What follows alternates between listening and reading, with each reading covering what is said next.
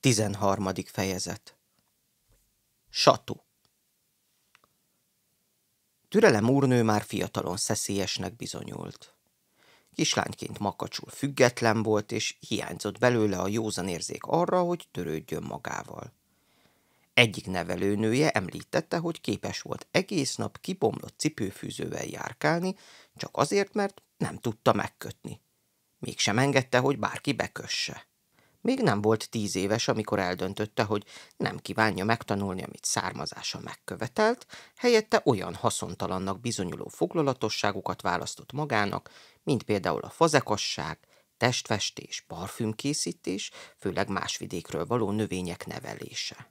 Lelki furdalás nélkül elkerülte a hosszadalmas felügyeletet. A ligeteket, gyümölcsöseket kedvelte anyja társasága és a kertje helyett. Az ember azt hitte volna, hogy nehézkes, gyakorlatias leányzó válik belőle. Ennél persze semmi sem áll távolabb az igazságtól. Úgy tűnt, állandóan kiütések kínozzák. Tele volt karcolásokkal, szálkákkal, gyakran eltévedt, és soha nem volt érzéke és óvatossága az emberekhez vagy állatokhoz. Műveltségét javarészt magának köszönhette. Korán megtanulta a betűvetést és az olvasást, onnantól kezdve pedig válogatás nélkül lelkesen elolvasott mindent, ami a keze ügyébe került. Tanárai nem tudtak mit kezdeni csapongó gondolataival és gyakori hiányzásaival, ami ennek ellenére nem hátráltatta abban, hogy bármit gyorsan és jól megtanuljon. Eme tudások megszerzése azonban hidegen hagyta. Állandóan fantáziált és tele volt ötletekkel, a logikát és az etikettet költészettel és zenével cserélte fel. Ennek ellenére herceg vette nőül, aki együgyű lelkesedéssel viseltetett iránta, és ez az első skandallumot hozta a fejére. Állj egyenesen! Megdermedtem. Nem úgy. Olyan vagy, mint egy pulyka, amit épp most ragadott meg a szakács, hogy a levesbe főzze. Lazíts, nem úgy, húzd ki a vállad, ne puposodj. Mindig ilyen csámpásan állsz? Úrnő, még csak gyerek. Mindig ilyenek, még nőnek a csontjai. Hadd jöjjék be, és lazítson végre. Ó, nos, rendben van. Gyere beljebb, hát. Hálásan biccentettem a kerekarcú szolgálónak, aki viszonzásul rám mosolygott.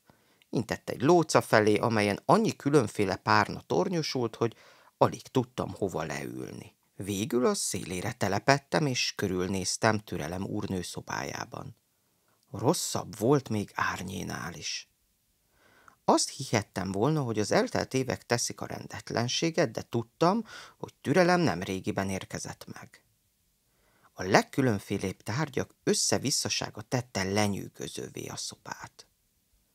Tollegyező, vívókesztyű és 9 farkú macska állt vázául szolgáló viseletes csizmában.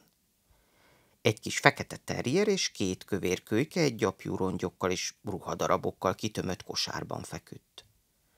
Csontból faragott rozmárkészlet sorakozott egy patkolással foglalkozó táblán. Az uralkodó szerepet azonban a növények játszották.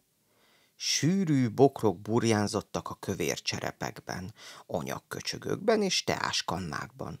Vágott virágok ágaskodtak vödrökben és korsókban, repett bögrékben és vázákban. Néhány elszáradt kóró árulkodott a sikertelen kísérletekről. A növények minden lehetséges pontot elfoglaltak a szobában, ahonnan a reggeli vagy a délutáni napsütés érhette őket. Olyan hatása volt, mintha egy kaotikusan terjeszkedő vadkert lepett volna el mindent. Talán éhes is, nem igaz, Füze? Hallottam már ilyet fiúkról. Azt hiszem, van ott némi sajt és keksz az ágy mellett. Hozd ide neki, kérlek. Türelem alig karnyújtásnyira ült tőlem, miközben a fejem fölött beszélt a szolgálónak. Igazán nem vagyok éhes, köszönöm, mondtam, mielőtt még Füze talpra kászálódott volna. Azért jöttem, mert azt mondták, délelőttönként álljak a rendelkezésére, amíg ön óhajtja. Ez óvatos megfogalmazás volt. Amit éppenséggel elmés mondott, úgy hangzott. Menj a szobájába minden délelőtt, és tedd azt, amit szerinte tenned kell, legalább békén hagy. Addig csináld, míg ugyanolyan elég lesz belőled, ahogyan nekem belőle. Nyers szavai igencsak megleptek, mivel sem azelőtt, sem azután nem tapasztaltam ilyet tőle. Ahogy kifelé tartottam, igazság lépett be, ő is ugyanolyan megviseltnek tűnt, mint Elmés. Mindketten ugyanúgy beszéltek és mozogtak, mintha előző este ivászatot tartottak volna, de emlékeztem rá, hogy előző nap az asztalnál sem jókedvűek, sem részegek nem voltak. Igazság felborzolta a hajamat, ahogy elhaladtam mellette.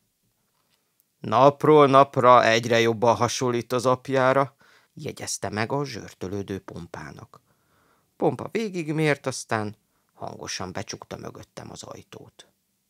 Így kerültem Türelem szobájába, aki úgy társalgott a fejem fölött, mintha ott sem lennék. Láttam, hogy füzét mulattatja a dolog. Igen, tudom, én kértem meg a királyt, hogy bocsásson a rendelkezésemre, magyarázta Türelem úrnő. Igen, asszonyom, fészkelődtem a párnákon, és megpróbáltam értelmesnek és jól neveltnek látszani. Az első 3 találkozásunk alapján nem is csodáltam, hogy idiótának tart. Csönd telepedett ránk. Én a szoba berendezését nézegettem, Türelem az egyik ablakon nézett kifelé. Füze ült, és az ölében fekvő hímzést bámulta. Ó, tessék, mondta gyorsan az úrnő, majd lehajolt, és megragadta az egyik terrier kölyköt a grabancánál fogva. Az ebb meglepetten felvakkantott, a szuka pedig rosszálóan nézett föl Türelemre, aki a kezeimbe lökte szerencsétlen állatot. Ez a tiéd. Minden fiúnak kell egy házi állat. Megfogtam a kétségbe esetten kopálózó kölyköt, és sikerült megtartanom, még mielőtt elengedte volna. Vagy inkább egy madarat szeretnél? Van néhány rigó a kalitkákban, a hálószobámban. Megkaphatod az egyiket, ha szeretnéd. Á, nem. Egy kis kutya kitűnő. Csodálatos. Utóbbi a kutyának szólt. Hangos, vékonyka ugatásának hatására ösztönösen elméje felé tapogatóztam. A szuka megérezte a kapcsolatot, és beleegyezett. Visszakuporodott a kosárba másik kölykéhez. A kezemben tartott kölyök rám emelte a tekintetét, és a szemembe nézett. Ami meglehetősen szokatlan viselkedés volt egy kutyától. A legtöbb ugyanis elkerüli mások tekintetét. Ébersége is szokatlan volt. Korábbi tapasztalataimból tudtam, hogy a vele egykorú kölyköknek az istállóban semmi más nem jár a fejükben, mint a melegség, a tej és az alvás. Még nem formálódott meg a tudatuk. Annak a kölyöknek azonban már jól kialakult személyisége volt, és minden érdekelte, ami körülötte zajlott. Kedvelte Füzét, mert adott neki húst, és elege volt Türelemből, mert mindig belé botlott és visszarakta a kosárba, amikor nagy nehezen kimászott belőle. Azt gondolta, hogy nagyon érdekes az illata. A lovak, kutyák és madarak szaga, amit rajtam érzett, színenként vetültek ki apró fejében. Ezeknek még nem volt alakjuk a számára, de ennek ellenére nagyon érdekelték. Felágaskodott a mellkasomra, és lelkesen szimatolgatott. Vigyél oda! Mutasd meg! Vigyél oda! Egyáltalán összerezdültem. Egy nyaklevesre számítva Burriktól, de rájöttem, hogy hol vagyok, és ki az az alacsony nő, aki csípüretett kézzel állt előttem. Azt hiszem, valami baja van, mondta Füzének. Láttad, hogy ült ott és bámulta azt a kutyát? Azt hittem, valami görcs jött rá. Füze elmosolyodott, és folytatta a hímzést. Teljesen magára emlékeztetett úrnőm, mikor a levelekkel és palántákkal foglalatoskodik, aztán csak bámulja a port. Hát, kezdte rosszálóan Türelem. Más dolog, ha egy felnőtt elmereng, és megint más, ha egy fiú üres tekintettel bámul. Később, ígértem a kölyöknek. Elnézést, mondtam, és igyekeztem bűnbánóan nézni. Csak lekötött a kiskutya. A karjaimba kuporodott, és módszeresen elkezdte rágni az ingujjamat. Nehéz megmagyarázni, mit is éreztem akkor. Oda kellett figyelnem Türelem úrnőre, de az a kis lény, aki hozzám dörgölőzött, boldogságot és lelkesedés sugárzott. Furcsa érzés, ha valaki hirtelen egy másik lény világának központjává válik, még ha csak egy 8 hetes kutyakölyökről van is szó. Ráébresztett, hogy mennyire egyedül voltam, és milyen sokáig. Köszönöm, mondtam, és még én is meglepődtem a hangomból áradó hálától. Nagyon szépen köszönöm. Csak egy kis kutya, mondta Türelem úrnő, és meglepetésemre majdnem szégyelte magát. Elfordult és kinézett az ablakon, a kutya pedig mosakodni kezdett, és közben lehúnyta a szemét. Meleg, alvás. Mesélj magadról, mondta hirtelen. Mit akar tudni rólam, asszonyom? Kurta zavart mozdulatot tett. Mivel töltöd a napjaidat, mit tanultál? Megpróbáltam hát elmondani neki, de láttam, hogy nem elégedett. Minden egyes alkalommal, amikor Burrik neve szóba került, elhúzta a száját. Harci kiképzésem sem szolgált megelégedésére. Árnyról pedig nem beszélhettem. Helyeslően bólogatott nyelvtanulásom és írástudásom hallatán. Hát, szólt közbe hirtelen, legalább nem vagy teljesen tudatlan. Ha tudsz olvasni, bármit megtanulhatsz. Akarat kérdése? Van hozzá elég akaratod? Azt hiszem. Nem a legjobb válasz volt, de lassacskán kezdtem bosszúsnak érezni magam lekicsinylő szavai hallatán. Akkor úgy vélem, tanulni fogsz, mert nekem van hozzá akaratom, még ha neked nincs is egyelőre. Aztán kiegyenesedett, hirtelen hangulatváltozásától meglepődtem. És hogy hívnak téged, fiú? Megint ez a kérdés. A fiú megteszi, dünnyögtem. A karjaimban alvó kölyök dühösen mocorgott. Megpróbáltam lehiggadni. Elégtételül megrendült kifejezés futott át Türelem arcán. Akkor mondjuk... Tamásnak foglak hívni. Megfelel? Azt hiszem, szóltam. Búrik egy kutya névadásával többet törődött. Az istálló környékén nem voltak Blökik és Bodrik. Burrik minden állatot úgy nevezett el, mint egy nemest, hogy külsejüket vagy tulajdonságaikat jellemezze. Még Kormos nevében is volt mélyebb tartalom, amit tiszteltem is. Ez az asszony azonban Tamásnak nevezett el. 2 lélegzetvétel között. Lesütöttem a szemem, hogy ne lássam. Remek, mondta fürgén. Jöjj vissza holnap ugyanebben az időben, addigra előkészítek pár dolgot, és figyelmeztetlek, elegendő akaratot várok tőled. Viszontlátásra, Tamás! Viszontlátásra, asszonyom! Megfordultam, és kimentem. Füze szeme követett az ajtóig, aztán csalódottan úrnőjéhez fordult. Nem tudtam, mire gondolhatott. Még korán volt. Az első audencia kevesebb, mint 1 órát tartott. Nem kellett sehová sem sietnem, tehát szabad voltam. A konyhába siettem, hogy szerezzek egy kis maradékot a kölyöknek. Egyszerűbb lett volna levinni az istállóba, de akkor Burrik is megtudná, amit viszont nem akartam. Tudtam, hogy akkor az istállókban tartaná, csak névleg lenne az enyém, Burrik gondoskodna róla, hogy a kötelék megszűnjék. Nem állt szándékomba hagyni, hogy ez bekövetkezzék. Tervet kovácsoltam. Egy kosár a mosodából, egy nyúzott ing szalmával, és már kész is volt a fekvőhelye. Kölyökként még nem csinál annyi piszkot, idővel pedig a tudati kötelékkel könnyebb lesz idomítani. Egyedül marad a nap egy részére, de majd, ha idősebb lesz, velem tarthat. Egyszer majd Búrik is rá fog jönni, de ezt a gondolatot félresöpörtem. Majd megbirkózom vele, ha eljön az idő, gondoltam. Egyelőre névre volt szüksége. Végigmértem, nem az a drótszőrű patkányfarkú fajta volt, amilyeneket vadászatra használtunk az istálló környékén. Rövid, lágy bundája lesz, vastag nyaka, állkapcsa pedig, mint a szénzúzó. Nem fogja elérni a térd magasságot, így nem adhattam neki súlyosan hangzó nevet. Nem akartam, hogy harci kutya legyen, tehát nem lesz tépő vagy roham.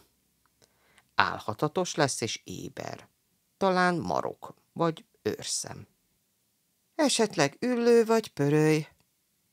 Felnéztem, és a bolondot láttam előlépni az egyik alkóvból. A nyomomba szegődött. Miért? Kérdeztem. Már nem lepődtem meg azon, hogy a bolond kitalálja a gondolataimat. Mert a szíved és a lelked kovácsolódik és edződik majd rajta. Kicsit drámainak hangzik, tiltakoztam. A pöröly pedig nem kívánatos szó manapság. Nemrégiben hallottam, hogy a piacon egy férfi pöröly nevével szórt átkokat egy zsebtolvajra. Mindenki elnémult a piactéren, és csak bámultak. A bolond megvonta a vállát. Hát bámulhatnak is. Követett a szobámba. Kovács talán, vagy Satú? Hadd lám! Vonakodva átadtam neki a kutyát. Mocorgott, fölébredt és himbálódzott a bolond kezeiben.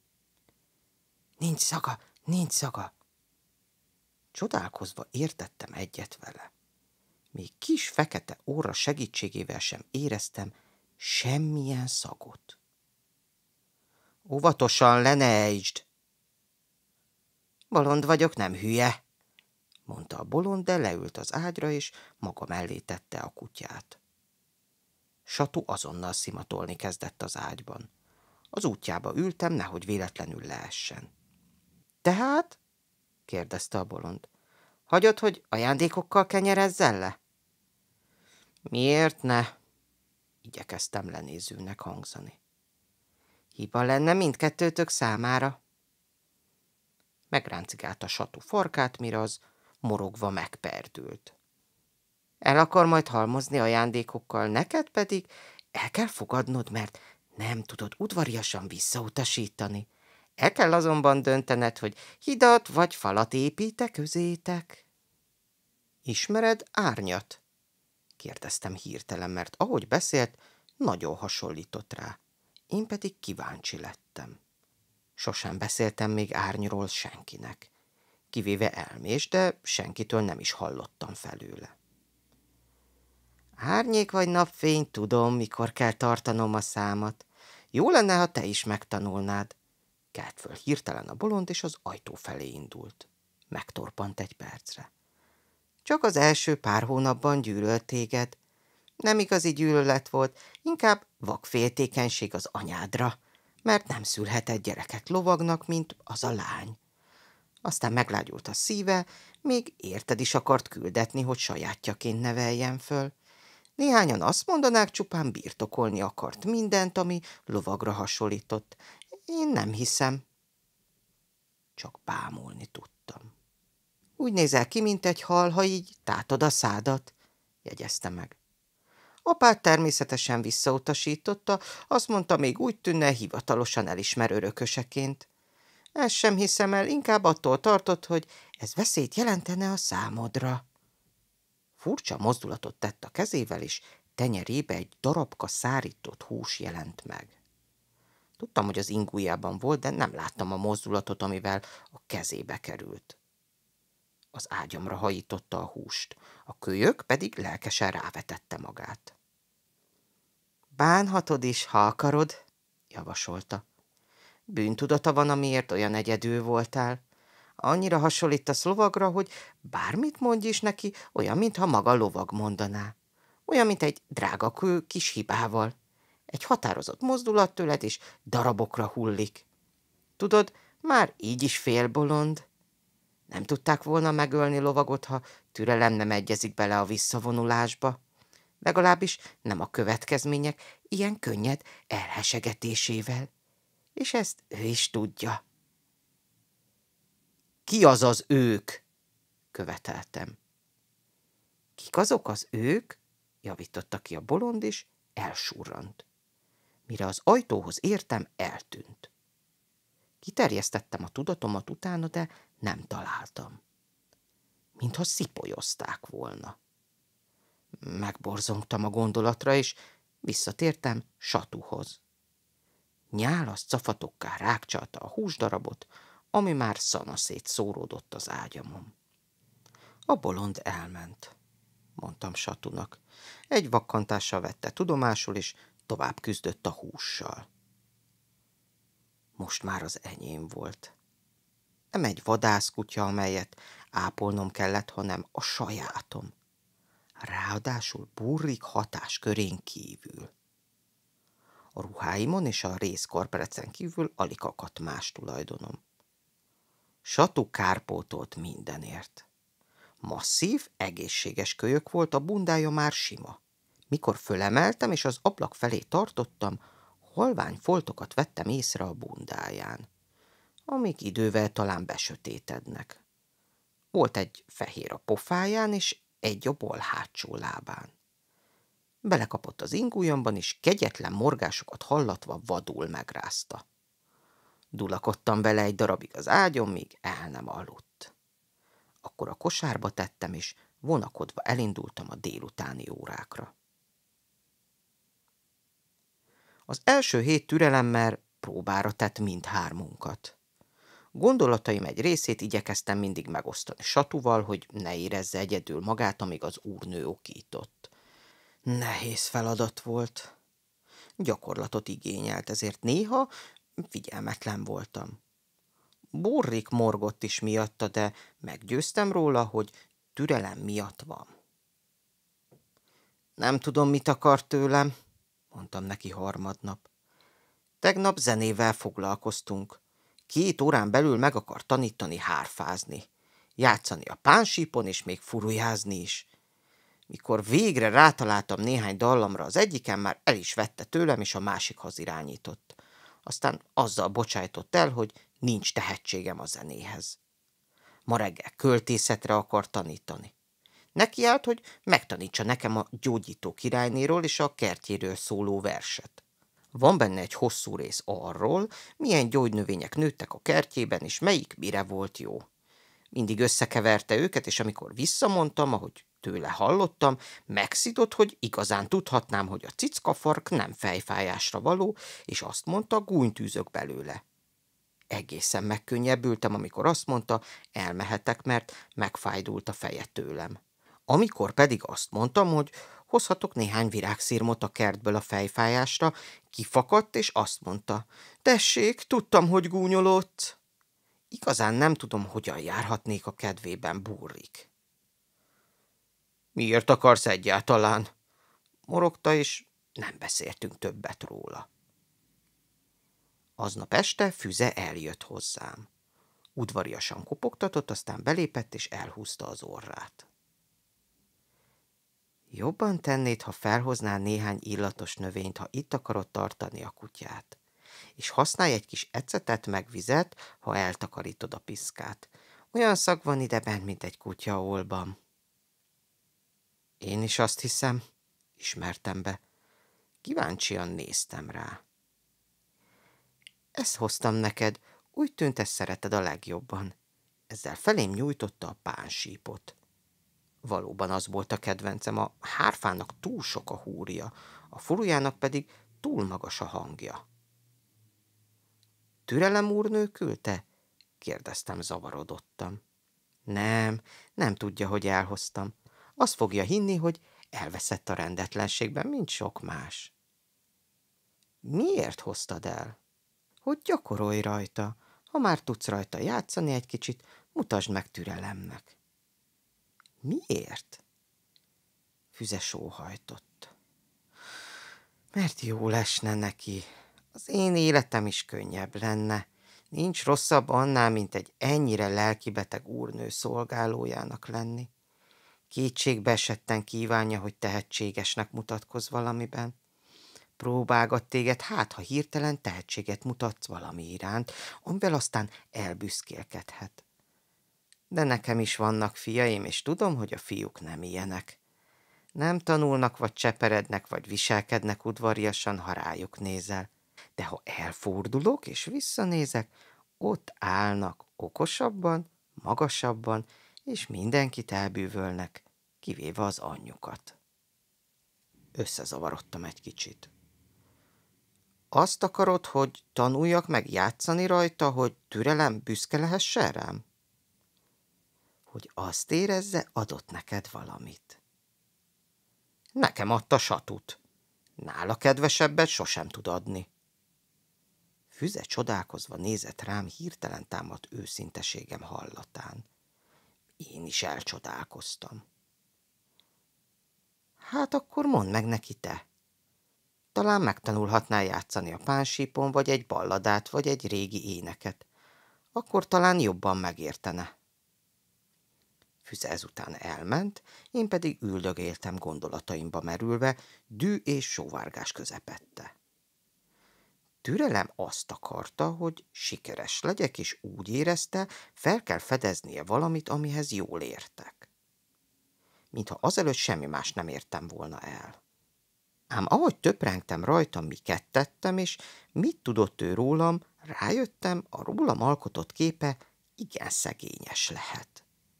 Tudtam írni és olvasni, gondozni a kutyákat és a lovakat. Tudtam még mérget főzni, altatókat keverni, csempézni, hazudni, zsebet metszeni, de ezek egyike sem nyűgözte volna le, ha tud róluk. Volt bennem még valami azon kívül, hogy kémis orgyilkos voltam. Másnap korán fölkeltem, és megkerestem Fedrent. Elégedett volt, amikor kölcsönkértem néhány ecsetet és színes tintákat.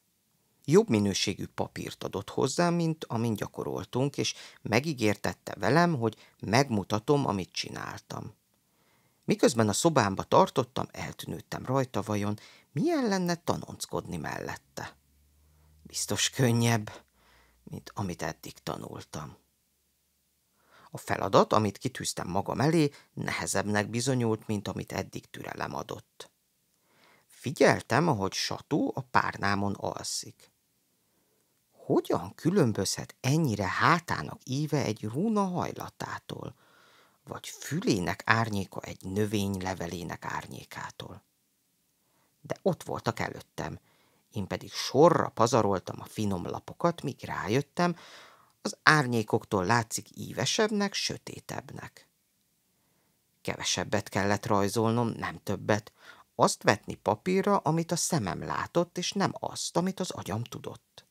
Már késésben voltam, mikor elmostam és félretettem az ecseteket. 2 kép akadt, ami tetszett, és egy harmadik, amely halovány volt és elmosódott, olyan, mint egy kiskutya álma, nem pedig az igazi kutya.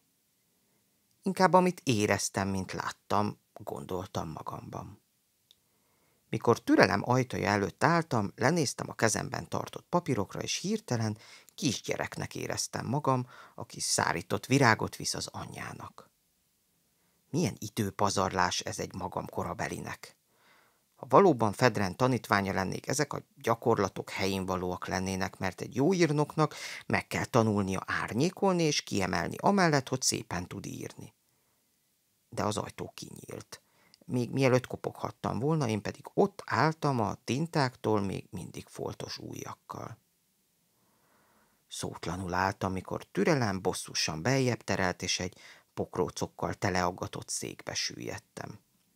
A rajzokat letettem egy halomtábla tetejére. Azt hiszem, meg kellene tanulnod verseket szavolni, mondta töprengve. Így megtanulhatsz verset írni, ha akarsz, a ritmus és az ütem nem más, mint... Ez a kiskutya? Az akart lenni, dadogtam. Nem emlékszem rá, hogy valaha is úgy szégyeltem volna magam, mint akkor. Fölvette a képeket, és karnyújtásnyira tartva magától, egyenként gondosan megvizsgálta őket. Az elmosódottat nézegette a legtovább. Ki csinálta ezeket? Kérdezte végül. Nem mintha ez megbocsájtaná a késésedet, de nagy hasznát tudnám venni valakinek, aki ilyen életszerűen tudja ábrázolni, amit lát, és ki is tudja színezni. Ez a baj a legtöbb herbáriummal, minden fűfélét ugyanazzal a zölddel festik ki, pedig van amelyik szürke vagy foltos. Azokból nem lehet megtanulni, ha...